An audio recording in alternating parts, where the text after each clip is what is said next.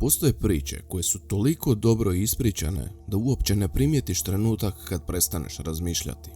Ne zato što su dokazane, nego zato što su logično posložene. I upravo takve priče internet najviše voli.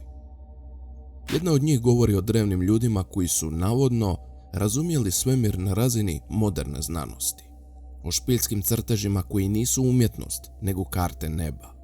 O tajanstvenom disku iz Perua koji, prema nekima, prikazuje galaksiju koja nije naša. Ova priča kruži godinama, kopira se sa portala na portal, prevodi se na desetke jezika i svaki puta zvuči sve uvjerljivije. Ali danas je nećemo odbaciti. Danas ćemo je rastaviti na proste faktore.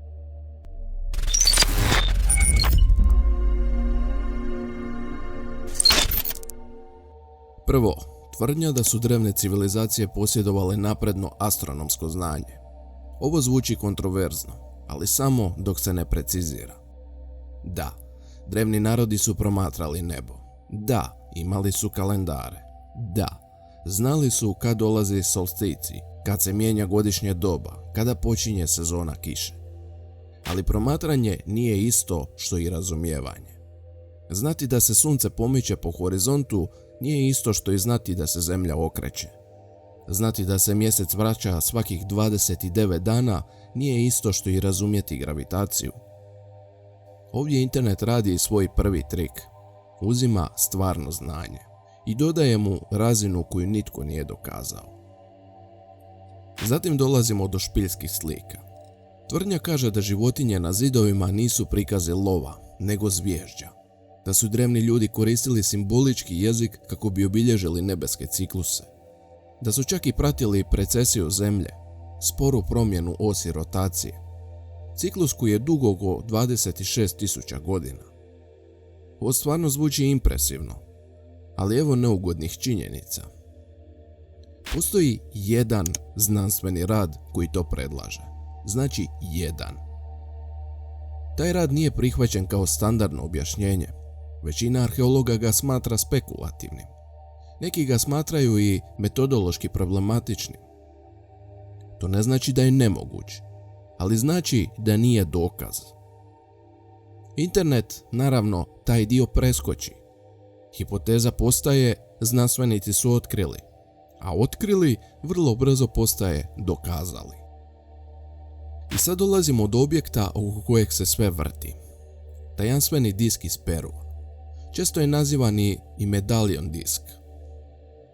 Navodno je star preko 2000 godina. Navodno je iz moće kulture i navodno prikazuje spiralnu galaksiju. Ovdje sad moramo zastati malo duže. Moće civilizacija je stvarna. Ona je poznata po svojoj keramici, po muralima, masivnim piramidama građenih od nepečene cigle od blata, sušene na suncu. I njihova umjetnost je stilistički prepoznatljiva. Gdje je sad problem? Ovaj disk ne sliči ni na što drugo iz moće kulture. Ne po motivima, niti po tehnici, čak ni po kontekstu. Za njega ne postoji javno dostupna stručna analiza koja objašnjava njegovo značenje. Ne postoji rad koji potvrđuje da predstavlja galaksiju. Ne postoji objašnjenje zašto bi moće uopće prikazivali galaktičku strukturu.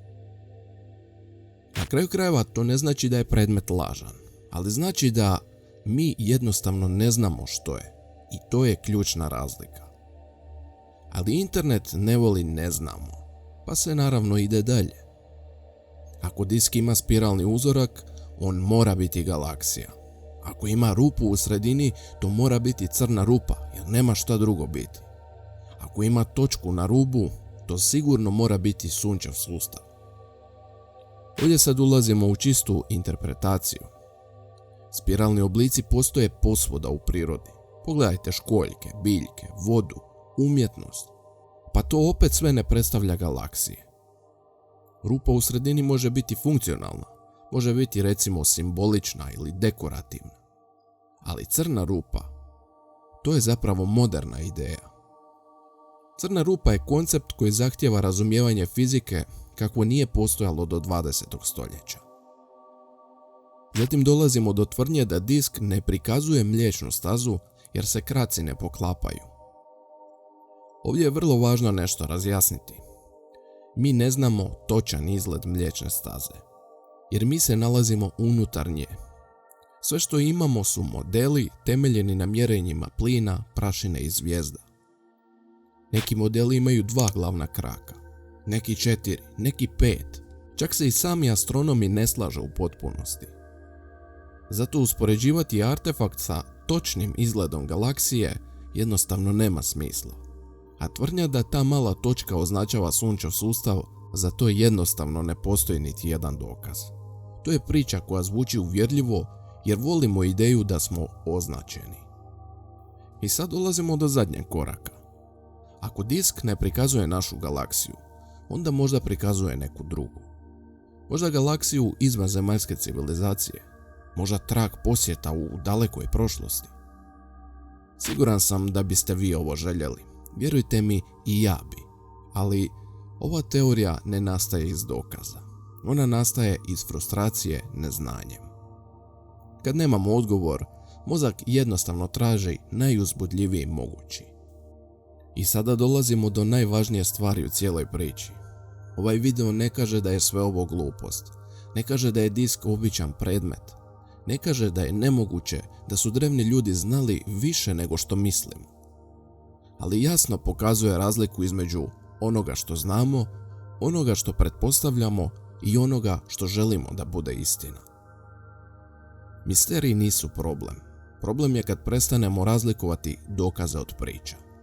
Upravo tu nastaju najopasnije, ali i najzanimljivije legende. Postoje teorije koje nitko ne dira jer su previše popularne.